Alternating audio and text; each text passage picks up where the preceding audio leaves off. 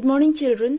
Today we will start our first chapter of political science. What is democracy? Why democracy? The main objective of this lesson is to understand democratic form of government.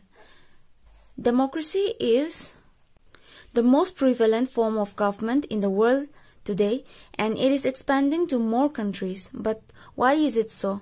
What makes it better than other forms of government? We will get the answers to these questions by the end of this chapter. Our first section is, what is democracy? Which form of government is better according to you? Democratic government or non-democratic government? Just think about it. But first, let us understand democracy. In the first topic, why define democracy? There is a conversation between the student and teacher. Here the students ask their teacher, Lingdo Madam, why to discuss on democracy first and the meaning afterwards. Also that when there is already a definition given by Abraham Lincoln, why do we need to change that?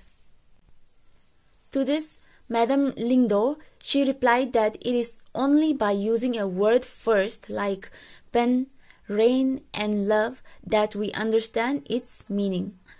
And we cannot blindly accept the definition of anything. Therefore, first we need to understand what the word is about and later on understand its meaning. If you were to define democracy in your own word, how would you define it?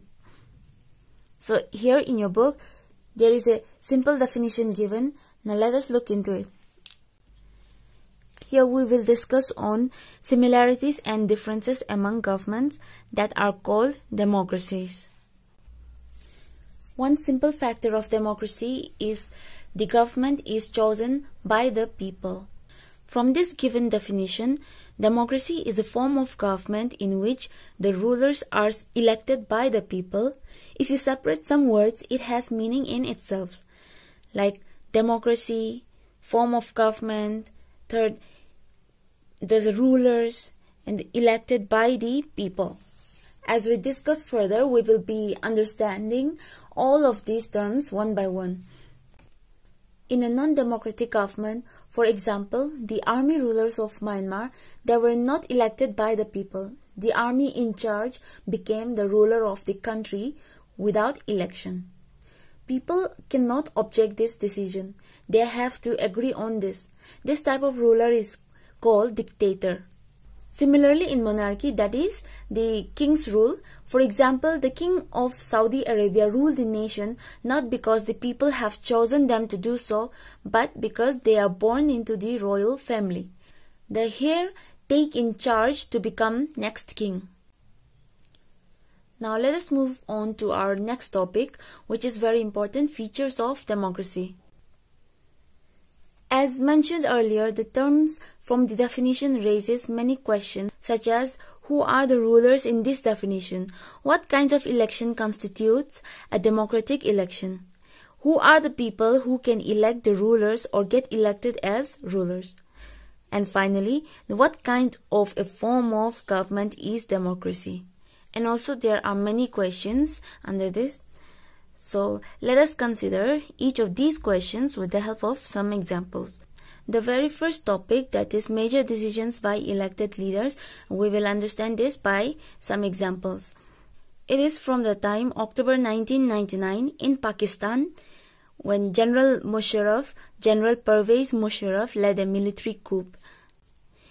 He overthrew a democratically elected government and declared himself the chief executive of the country. Later, he changed his designation to president and in 2002 held a referendum in the country that granted him a 5-year extension. Here, referendum means it is a direct vote in which an entire electorate is asked to either accept or reject a particular proposal. This may be adoption of a new constitution, a law, or a specific governmental policy. But not all the people in Pakistan accepted this. There were few people who opposed this referendum. There were Pakistani media, human rights organizations, and democracy activists. They said that the referendum was based on malpractices and fraud. People were people were forced to agree on this decision. And in August 2002, he issued a legal framework order that amended the Constitution of Pakistan. According to this order, the president can dismiss the national and provincial assemblies. After passing this law, elections were held to the national and provincial assemblies. So Pakistan has had elections. Elected representatives have some powers, but the final power rested with military officers and General Musharraf himself. So do you think this act and decision taken by Musharraf is democratic? Clearly not, because even if they held elections and elected representatives, the representatives were not really the rulers. They cannot take the final decision. In the end, the power to take final decision rested with army officials and with General Musharraf. In a few countries, the real power was with some external powers and not with locally elected representatives. So this cannot be called people's rule. This gives us the first feature. Our first feature is, in a democracy, the final decision-making power must rest with those elected by the people. Next, let us see, is there free and fair electoral competition?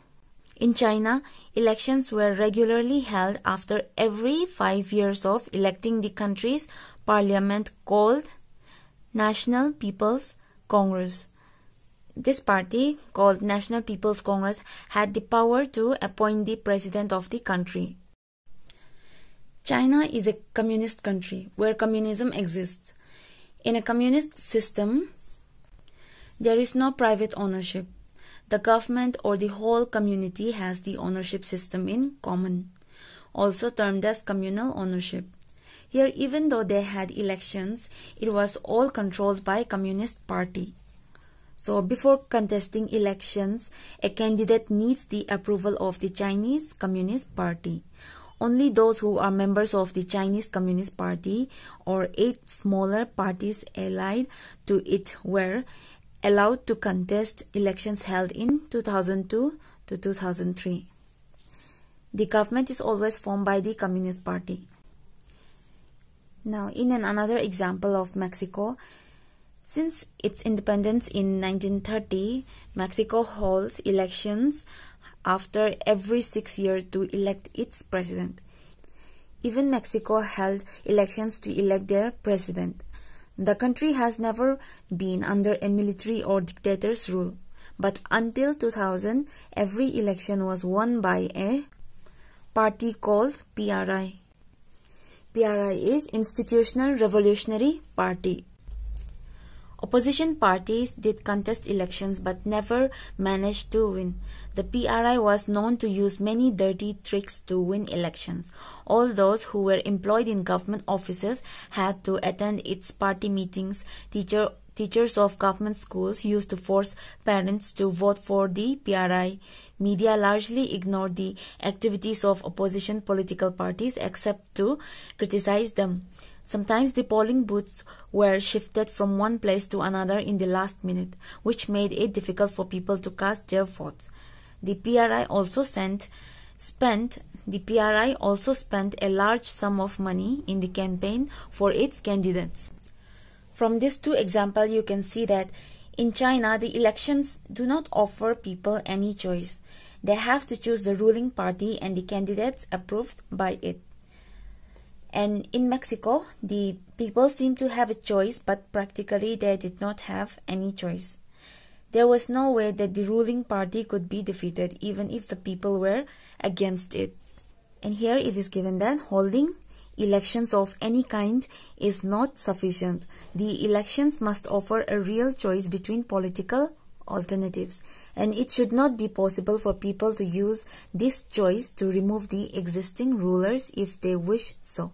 So, this is our second feature. A democracy must be based on a free and fair election where those currently in power have a fair chance of losing. Our next topic is one person, one vote, one value. See, earlier we read about how the struggle for democracy was linked to the demand for universal adult franchise. It means that the right to vote should be given to all adult citizens without the discrimination of caste, class, color, religion, or gender. It is based on equality, which is a basic principle of democracy. This principle of universal adult franchise has now come to be accepted almost all over the world. Yet, there are many instances of denial of equal right to vote. These are the points that shows that one person, one vote is not accepted. First is, until 2015 in Saudi Arabia, women did not have the right to vote. Estonia has made its citizenship rules in such a way that people belonging to Russian minority find it difficult to get the right to vote. In Fiji, the electoral system is such that the vote of an indigenous Fiji has more value than that of an Indian Fijian.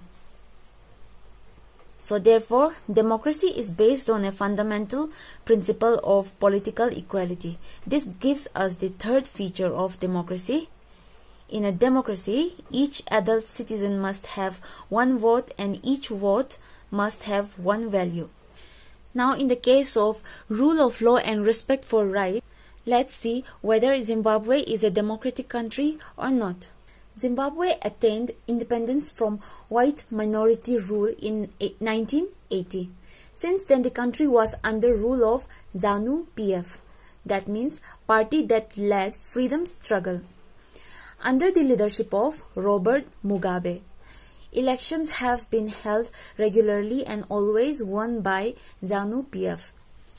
Over the years, President Mugabe's government has changed the constitution several times to increase the powers of the president and make him less accountable. Opposition party workers were harassed and their meetings were disrupted. Public protests and demonstrations against the government are declared illegal. Television and radio were also controlled by the government and they showcased only the ruling party's vision. There are independent newspapers, but the government harasses journalists who go against them. The example of Zimbabwe shows that popular approval of the rulers is necessary in a democracy, but it is not sufficient. Popular governments can be undemocratic. Popular leaders can be autocratic. If we wish to assess a democracy, it is important to look at the elections. But it is equally important to look before and after the elections. Therefore, this aspect gives us the fourth and final feature of democracy. A democratic government rules within limits set by constitutional law and citizens' rights. Now we have got our all four features, and with these features we understood what democracy is and what type of government it is. It is a form of government in which rulers elected by the people take all the major decisions.